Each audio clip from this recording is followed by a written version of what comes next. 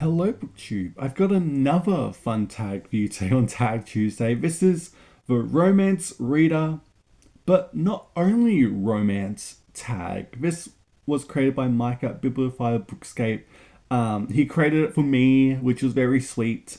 And I was like, I have to do this tag because it's so fun. There's a lot of great questions. And yeah, let's get started. What did Mike create? What questions did Mike leave for me here? So let's start. Number one, your forever romance. What is one romance book you could reread for the rest of your life? There's so many I could pick. To be honest, I could pick a classic. I could pick, an Austen. I think I could cheat and do like a bind up and count that as one book. But I'm gonna stick to just a novel. I could pick a Bronte. I could pick throw a dart, anything. I could pick Sir Philip Sidney's Astrophil and Stella. That's more of a romance. I could pick a Hardy book. I could pick For the Madding Crowd, Far from the Madding Crowd, because that literally is a romance. But I think I have to go with Georgia Hare. I know. I don't know what one I'd pick though. I think I would pick, or maybe a convenient marriage, or a civil contract. I know civil contract's not really Hayery, but I feel like it's my personal favorite just because it's a lot different to what the other romances she wrote. But that's a tough question. I need my Tessa Dare, so maybe I'd have to go Scott Tyson Knott or Wig to be Wicked. I can't just leave my Tessa behind and never read her again. There's so many I could pick: Sabrina Jeffries or Joanna Lindsay, Nora Roberts. I do Nora every month. That'd be sad to leave her behind, but I think I may have to go Haya. Number two, the genre that keeps pulling you away. When you're not reading romance, what genre do you naturally reach for next and why? Right now, at least, it's very much just Australian history. I'm in my. It's not even Australian history. Isn't even as cool as like World War II history. It's not like you're a middle-aged dad and this is your niche history topic like you talk about or learn about and read about. Like you have to be of the silent generation to care about Australian history, like to read about it because it is so lame.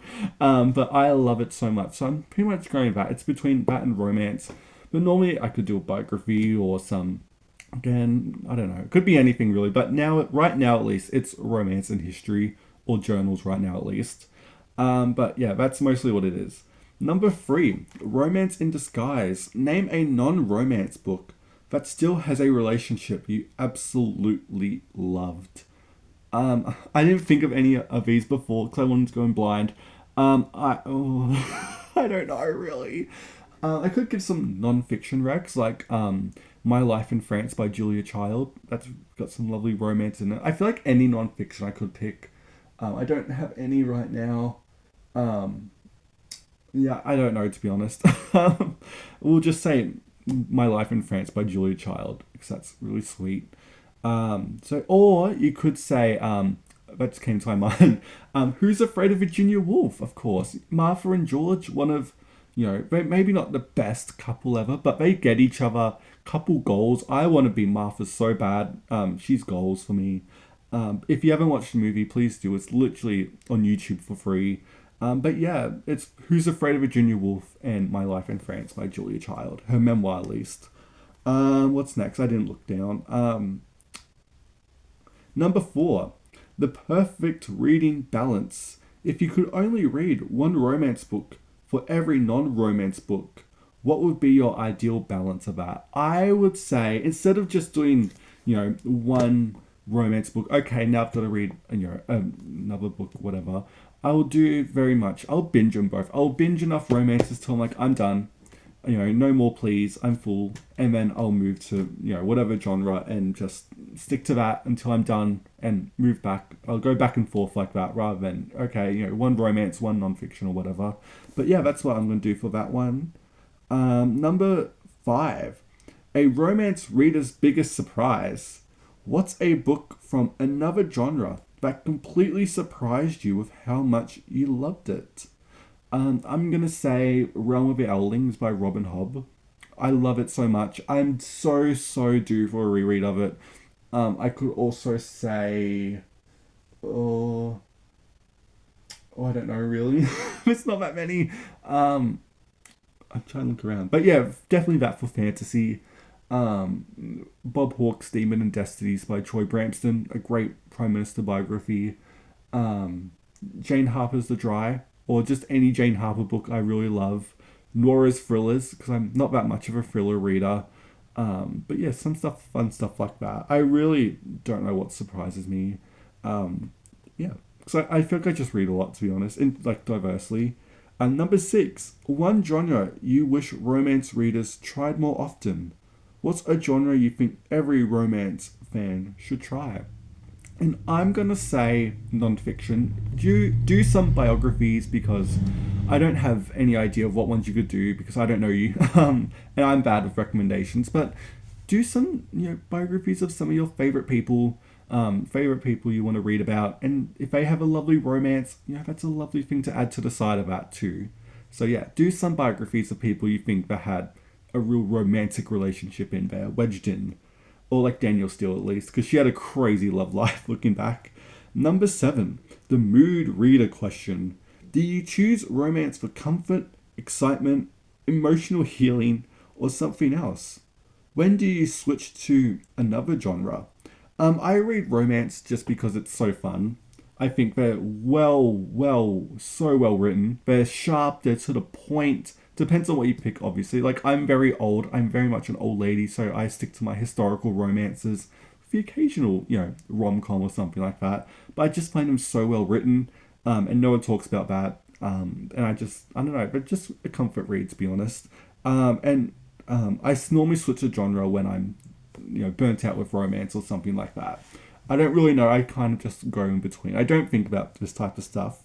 Number eight, the book that prompted, oh my god, that proved your reading taste is bigger than romance. Which book made people realize you read much more than romance? I can't. It's taken me a bit to read it because I wedged these into like the very bottom of a page, and my pen was running out of ink, and I was so determined to finish these, writing down these questions before the ink ran out. So it's going to be a struggle to read.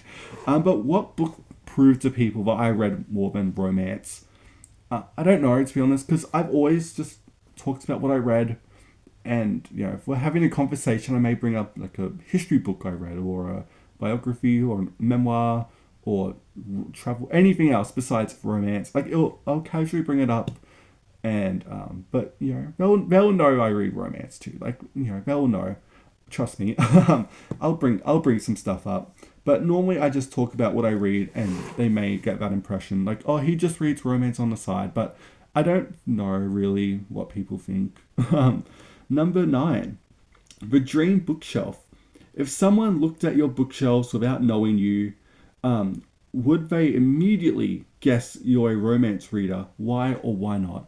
I don't know, to be honest. They probably would see because I have all my romances on that spinning shelf now. It looks like a rack, and they may see that and go, "Oh my god, you let your girlfriend leave her books here or something like that," because it's very much just in a corner because there's just so many of them.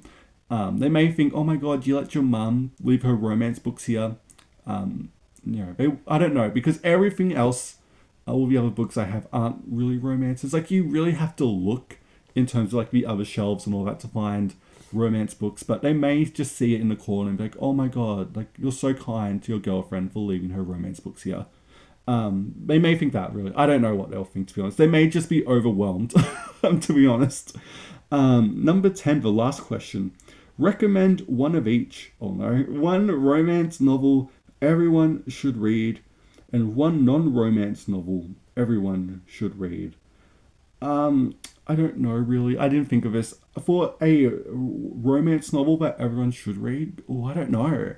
I think I'm gonna say Benevolent by Georgia Hare, just because it's not. It's very much an action-packed novel. Yes, it's historical, but you're getting a lot of actions. There's pirates, there's ship battles, there's disguises and mistaken identities. Like everything's in there, but there is a main romance plot. It's very much sneaking the veggies in with romance. Like the romance plot is the veggie, and you're sneaking it into the quiche you're making or whatever. And I think that's a really subtle way to get someone into romance. Just sneak it in there. In terms of a non-romance book everyone should read, I have no clue to be honest. Do I don't know. Just do anything really. I'm gonna say Lisa Curry's memoir she wrote. She was Olympic swimmer in the 80s in Australia, and her book of 50 years. It's got a pink cover on it. It's really well done, and you will cry at the end. I just say, she cries in the audiobook, and you will cry too. And yeah, that's the romance reader, but not only romance tag. Again, thank you, Mike, for creating this tag for me. It was really fun. I had a lot of things to think about. I pondered this tag, looking at it, and yeah. So go check out Mike's channel, and if you want to do this tag too, go ahead. If you like romance books, and yeah, thank you so much for watching BookTube, and I will see you next time.